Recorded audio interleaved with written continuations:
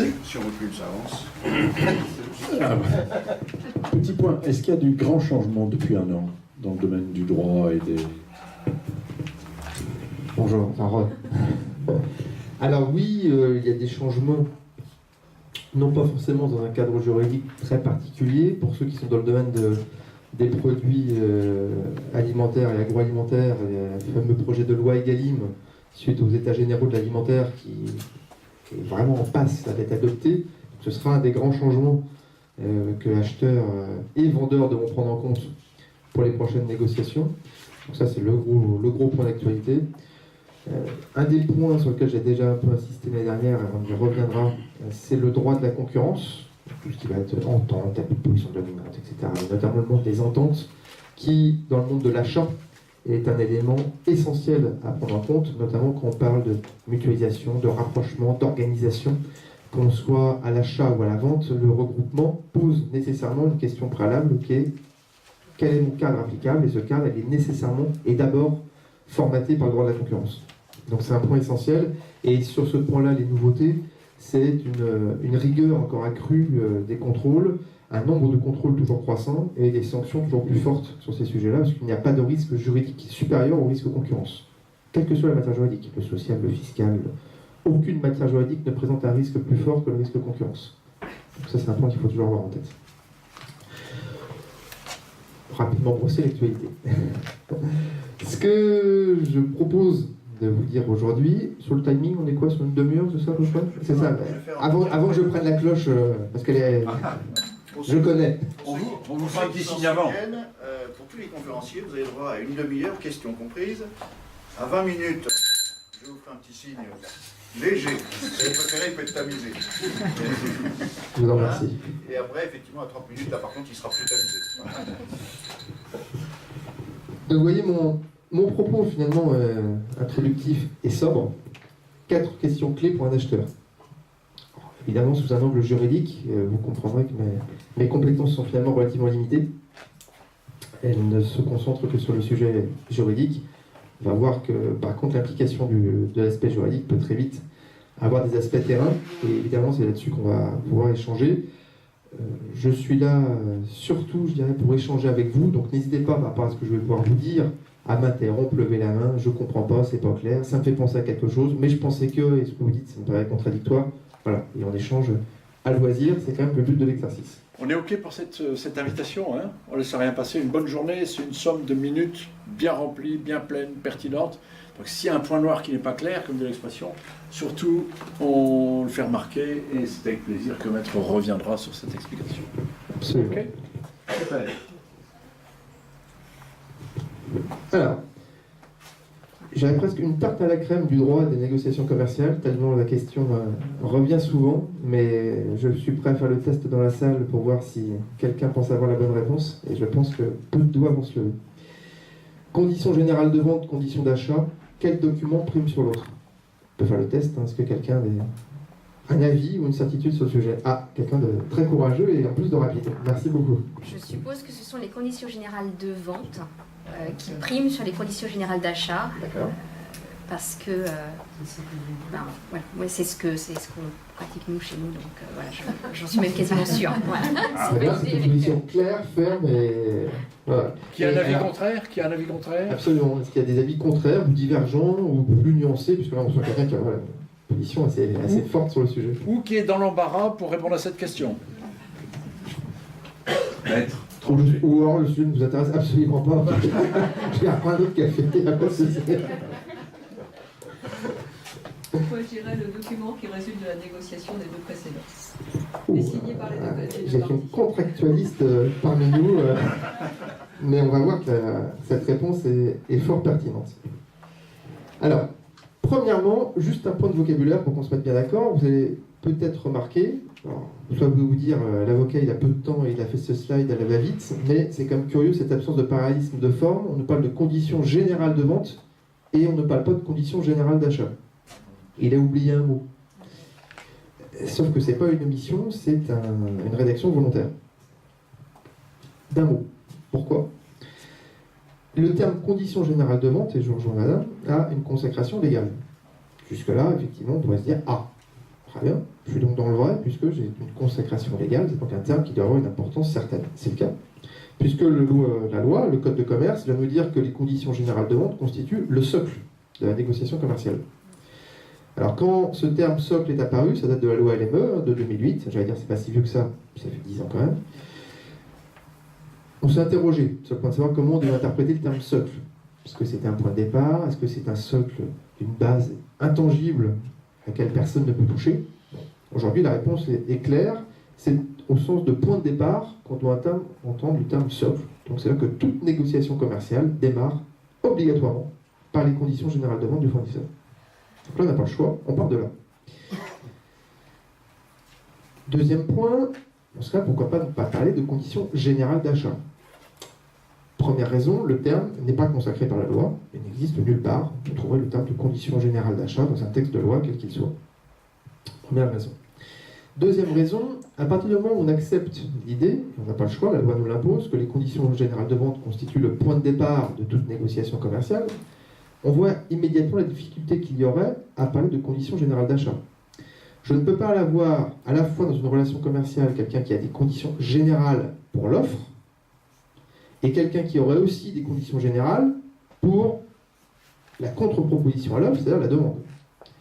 J'ai un problème de non-logique juridique. Seul le point de départ peut être général.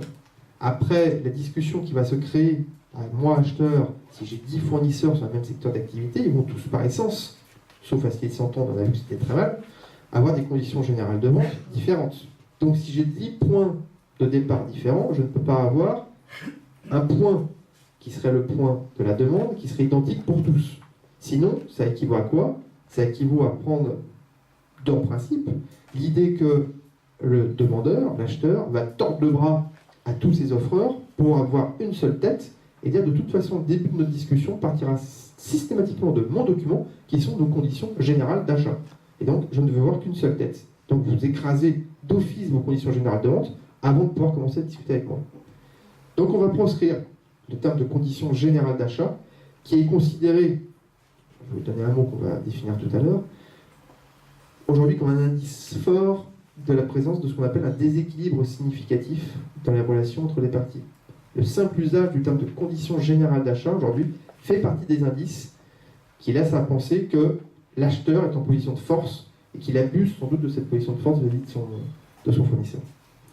Donc voilà, donc on est bien sur une logique, conditions générales de vente versus conditions d'achat. On va revenir maintenant sur notre débat de savoir est-ce qu'il y en a un qui prime sur l'autre et si oui, lequel. Donc on a dit conditions générales de vente, point de départ. Jusque-là, tout est clair, la loi nous le dit. Et c'est reconnu par la jurisprudence. Ensuite, la loi est muette. Elle ne nous aide pas à ce niveau-là. Elle ne vient pas nous dire qu'un document prime sur l'autre. Donc, on va finalement raisonner en droit des contrats. Et en droit des contrats, je rejoins ce qui a été dit tout à l'heure, finalement, qu'est-ce qu'un contrat? Un contrat, c'est une rencontre de volonté. Deux personnes au moins ou plus sont d'accord à un instant T et vont formaliser leur accord par la voie d'un contrat, oral ou écrit. Cet accord, idéalement, il va être formalisé par écrit, pour un point de preuve, tout simplement. Si j'ai des conditions générales de vente qui sont signées, pas de difficulté. Les conditions générales de vente étant le point de départ, le point d'arrivée sera identique au point de départ.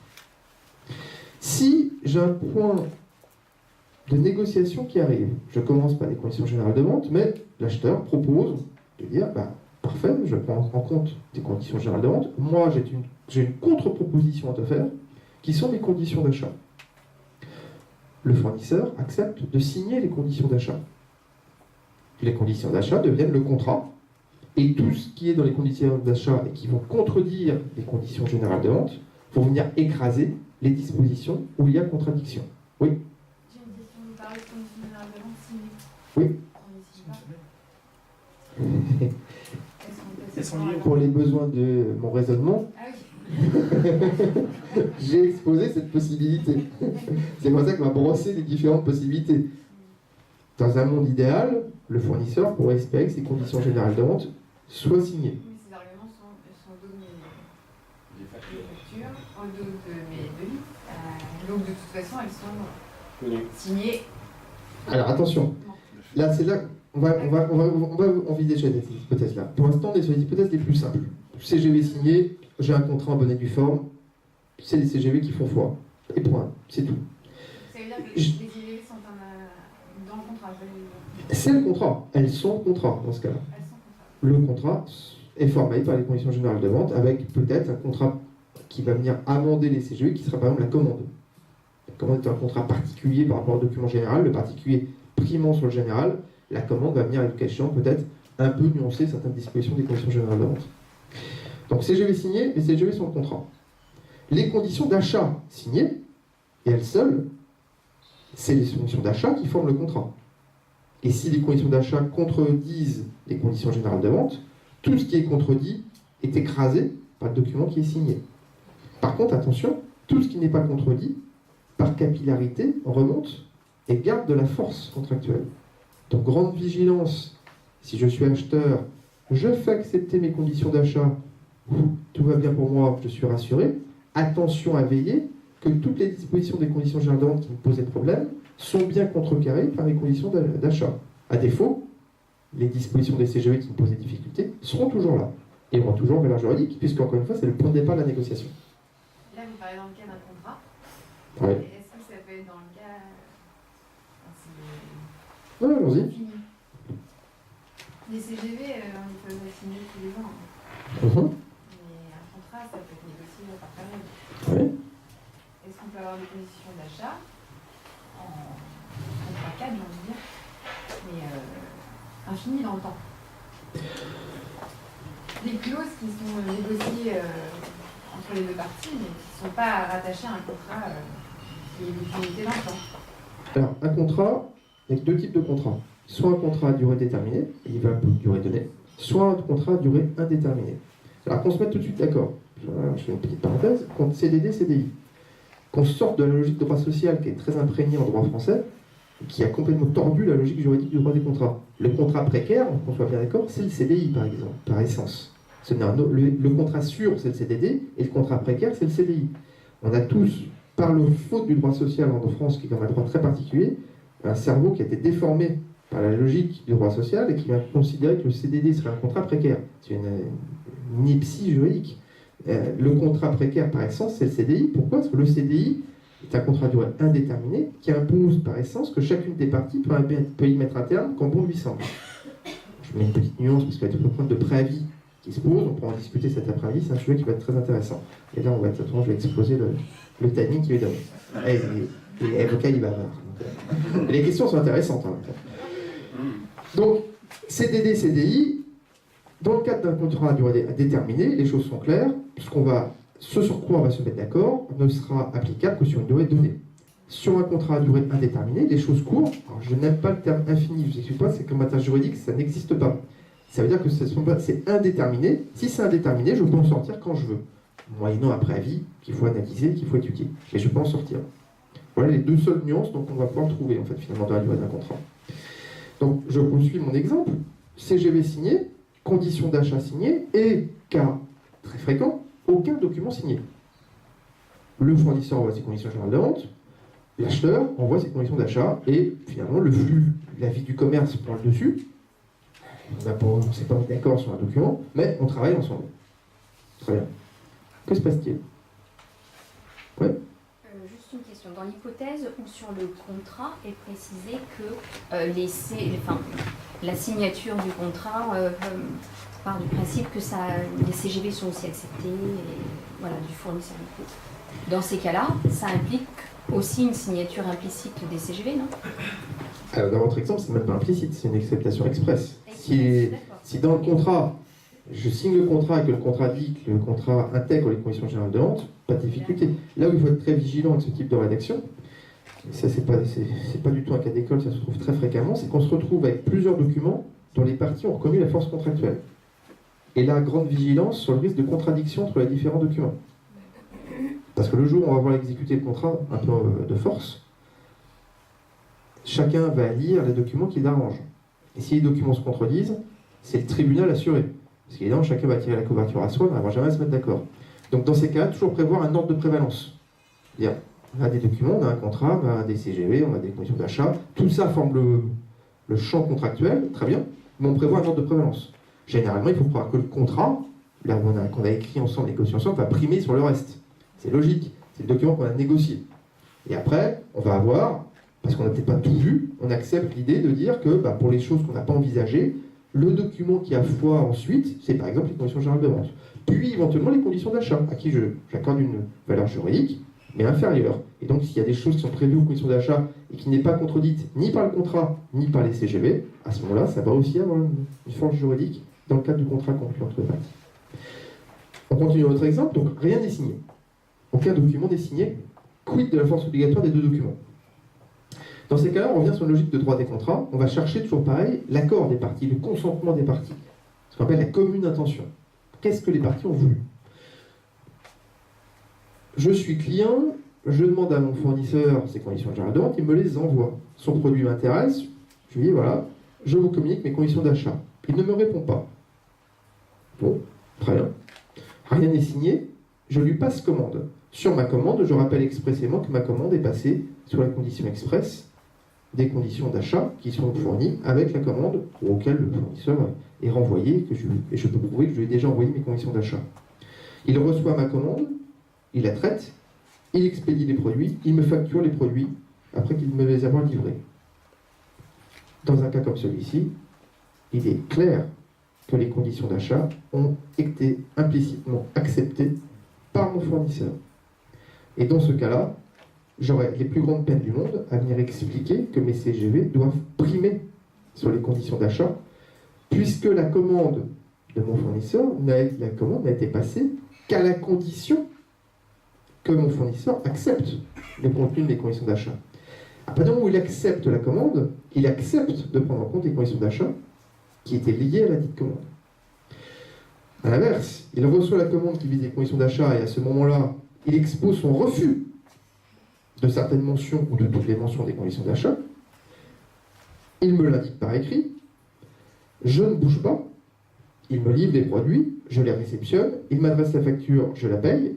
J'ai accepté de renoncer en tout ou partie à mes conditions d'achat. Et là, vous voyez qu'en fait, il n'y a pas une réponse à cette question. Tout ça s'apprécie, pour avoir un peu de latin, in concreto.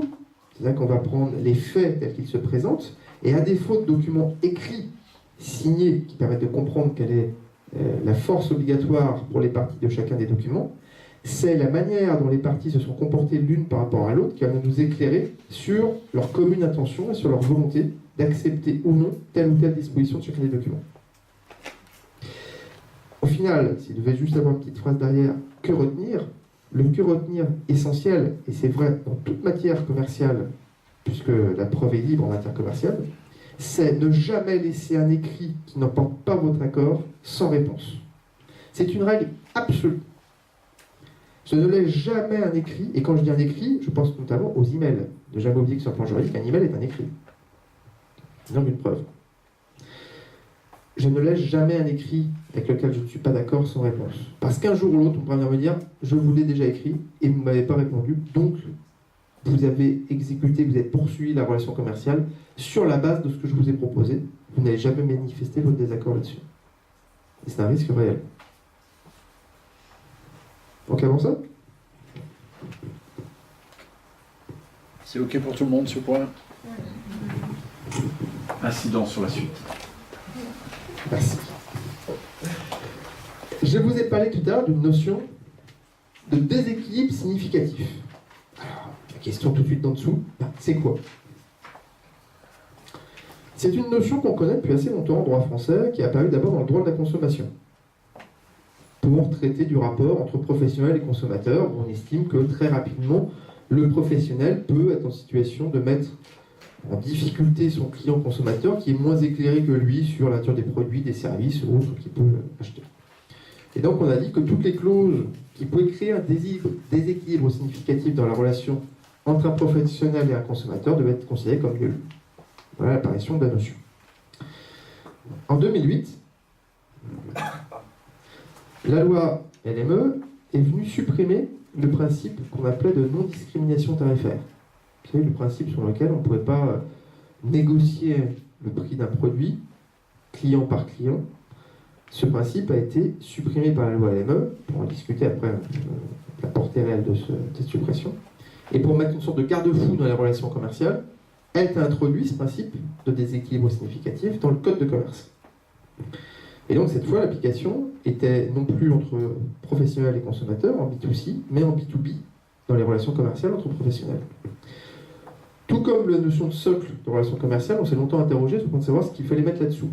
Alors maintenant qu'on a 10 ans de recul, on sait très précisément ce qu'il faut y mettre, puisque la jurisprudence s'est largement emparée de ce sujet. Et aujourd'hui, pour être très clair, c'est le terme juridique qui sert le plus dans le cadre des négociations commerciales pour rechercher justement les abus éventuels qui interviennent dans les négociations commerciales entre professionnels. En fait, ce terme, il s'apprécie de deux manières. On va rechercher, dans le cadre des négociations, si l'une ou l'autre des parties a introduit dans le résultat de la négociation, donc le contrat, des éléments qui sont de nature à déséquilibrer la relation commerciale. Et ce déséquilibre, il va s'apprécier soit clause par clause, soit les clauses prises dans leur ensemble. On va prendre des exemples. Alors désolé, les exemples que je donnerai sont souvent très connotés relation fournisseur-grande distribution. Pourquoi ? Tout simplement parce que la jurisprudence à 95% se fixe sur ce type de relation sur le monde de la grande distribution, qui est le monde sans doute le plus caricatural sur la dureté des négociations commerciales et sur notamment les actions de l'administration pour tenter de les rééquilibrer. Donc deux exemples réels. Exemple d'une clause seule qui avait été considérée comme caractérisant un déséquilibre dans la relation commerciale, je ne sais plus quelle enseigne, peu importe, avait introduit dans ses conditions d'achat la mention suivante. Cher fournisseur, je me félicite que nous soyons arrivés à un accord. Votre produit étant, à mon sens, un bon produit, j'ai l'excellente nouvelle de vous annoncer que vous êtes retenu, que votre produit sera dans mes linéaires. Je suis conscient de la joie que cela vous procure, et donc, en échange de quoi, vous allez m'offrir une garantie, ce qui me semble tout à fait normal, puisque c'est quand même moi qui prends le risque de commercialiser votre produit, que dans l'hypothèse où une administration, un juge, un tiers, qui sais-je, viendrait contester la validité de nos accords, vous me garantissez de toute sanction qui pourrait être prononcée à mon encontre au titre de ce qu'on a signé ensemble. C'est normal, c'est quand même moi qui prends le risque d'acheter votre produit, c'est moi qui prends le risque de commercialiser. S'il y a un problème avec nos accords, c'est vous qui allez être inquiet. Très bien. Cette clause arrive devant un juge, et le juge dit, alors là, ça ne va pas passer. Parce que quand je reprends l'historique de vos négociations commerciales, je vois qu'en réalité, votre fournisseur avait des conditions générales de vente, qui vous les a communiquées, ça tombe bien, c'est obligatoire, qu'elles ont été tout simplement mises au panier, et que vous avez contraint votre fournisseur à signer en l'état vos conditions d'achat, sans la moindre modification et à la virgule près. J'en déduis en réalité que vous avez, avec force et vigueur, tordu le bras à votre fournisseur, ou mis un pistolet sur la tempe, peu importe la contrainte utilisée, et que vous l'avez soumis à accepter votre cadre juridique que vous avez rédigé seul. Et là, le fait de lui faire accepter qu'il assumerait seul les risques liés à un cadre contractuel que vous avez vous seul défini, ça, cette clause-là en elle-même caractérise un déséquilibre significatif. Ce n'est pas acceptable sur un plan de la logique de contractualisation d'un accord. Premier exemple. Deuxième exemple, cette fois où c'était doux. Deuxième, il sonne et après il tape. Donc, en fait, pas vigilant.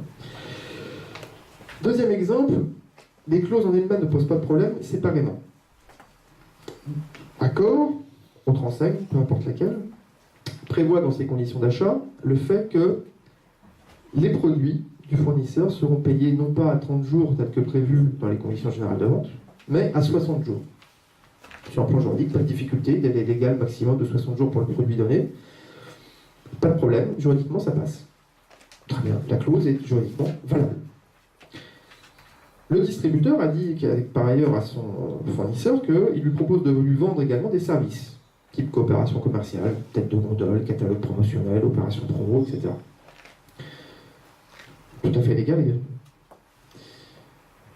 Le distributeur d'expliquer à son fournisseur que les temps sont durs et que les finances sont, ma foi, très serrées, et qu'il ne sera pas en mesure d'accepter par contre des délais de paiement à 60 jours pour les services vendus de coopération commerciale.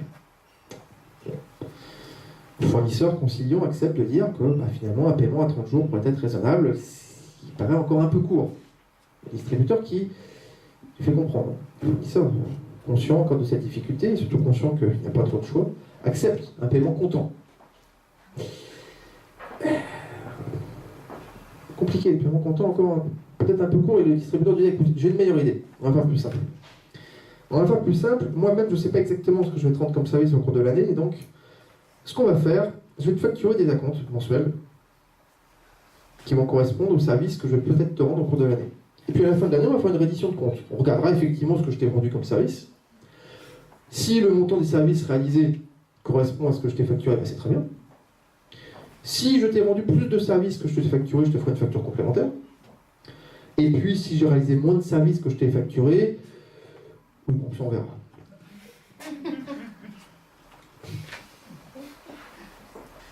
Et là, toujours pareil, nos clauses arrivent devant le juge, et le juge de dire attendez que je comprenne bien, dans un cas, il y a un produit qui est vendu avec un paiement au délai maximum légal, et dans l'autre cas, j'ai un paiement de service, dans le cadre de la même relation commerciale, qui cette fois est payé non même plus au délai plus court, mais même sous forme d'acompte. Si les deux clauses prises individuellement sont parfaitement valables, le fait que ces deux clauses soient dans le sein d'un même contrat pour une même relation commerciale illustre un déséquilibre significatif permettant à l'une des parties de s'enrichir par voie de trésorerie sur le dos de l'autre partie, avec un effet croisé et ciseau des finances de chacune. Point suivant. Se regrouper pour acheter, est-ce sécurisé? Sujet qui nous est cher ici. Dans l'absolu, pas de souci. Notamment dans le cadre de l'achat. Et je dirais même que c'est même plutôt bien vu, même des pouvoirs publics, puisque la mutualisation à l'achat est de nature à optimiser les prix d'achat, et donc, le cas échéant, les prix de revente. Ce qui va tout à fait dans le sens des différentes dispositions légales qui cherchent, au final, toujours, et c'est le propre du droit de la concurrence, proposer le meilleur produit au meilleur prix au consommateur. Là où il faut être vigilant, c'est que la mutualisation d'achat peut être le véhicule d'autres accords. Je suis un des acteurs clés de mon secteur d'activité et je me groupe avec deux de mes principaux concurrents pour acheter, par exemple, des matières premières, ou pour acheter des emballages, ou pour acheter du transport, que sais-je. Parfait. Je vais donc optimiser mes achats et je vais être amené à faire des gains de structure, des gains d'efficience qui vont me permettre de proposer ensuite à la vente un produit à un meilleur prix ou alors tout simplement augmenter mes marges. Il se trouve que dans mon regroupement d'achat, j'ai quand même envoyé aussi mes commerciaux. Pourquoi ? Parce que c'est quand même bien qu'ils voient aussi ce que font les acheteurs, c'est bien qu'ils communiquent. Et puis, il se trouve, mes commerciaux, ils vont croiser les commerciaux de mes concurrents. Ils vont discuter aussi, donc que faire. Puis ils se connaissent par ailleurs, ils ont fait les mêmes études, ils ont peut-être passé dans les mêmes entreprises à un moment donné, ils s'apprécient par ailleurs, que sais-je. Donc, ils se discutent. Le fait normal. J'ai le droit de discuter. Ils vont discuter du marché. Comment est le marché ? Il est dur en ce moment. Toi aussi. Et puis là, moi je suis basé à Rennes, il faut que je livre à Nice, le transport d'une heure. Ah, Nice, attends, on parle pas, moi je suis basé à Marseille, je dois livrer à Normandie 2 minutes. Ouais. L'horreur. Et puis ça me fait penser que le troisième, il est où lui déjà ? Lui, il est à Strasbourg. Strasbourg. Et on est quand même pas très fin quand même. Parce que regarde, le marché, il te fait une idée qui me vient. À la hache, on fait 2 traits comme ça et un trait comme ça. Moi, je me concentre quand même dans mon coin. Toi chez toi et lui chez lui. On se met d'accord. Et de toute façon, on n'est pas capable de livrer toute la clientèle du territoire. Non, c'est vrai. Bon. On se répartit un peu les rôles. Moi, j'ai plutôt livré l'ouest, toi le sud et lui le nord. C'est pas con. Non, c'est pas con. Bon. Par contre, les clients, évidemment, ils vont pas comprendre le truc. Non, ils vont pas comprendre. Bon. Ce qu'on va faire, on va se regrouper. On va dire, on va pas leur dire aux clients, nous on va le faire. quand toi, tu réponds à un appel d'offres sur ce territoire-là, tu te mets un peu au-dessus du prix, on se calme, on va se mettre d'accord. Donc à l'heure où on vendait 100, toi tu vas proposer 110. Ouais, d'accord. Moi, je vais me mettre à 105. Il va être content, le client. Il va voir qu'à 105, il fait une bonne affaire, parce que tu lui proposes 110. Ce faisant, je vais gagner 5 de plus. Évidemment, la réciproque est vraie sur d'autres territoires. On a une magnifique entente anticoncurrentielle. Ça marche très bien. C'est redoutablement efficace. C'est pour ça que c'est interdit. Et bien souvent, le regroupement à l'achat sert de véhicule à ce type de pratique. Donc être très vigilant à ça, vous allez dire, bah non, on n'est pas bête, l'achat c'est de l'achat. Oui, très très vite ça dévie. Très très vite. Donc grande vigilance là-dessus. Regroupement à l'achat, oui, mais pour l'achat. Et attention non plus à ne pas se sentir trop fort. Je regroupe à l'achat, j'aurai une fournisseur. Très bonne nouvelle pour vous, cher fournisseur. Je suis beaucoup plus gros qu'avant. Vous allez donc faire des gains d'efficience énormes.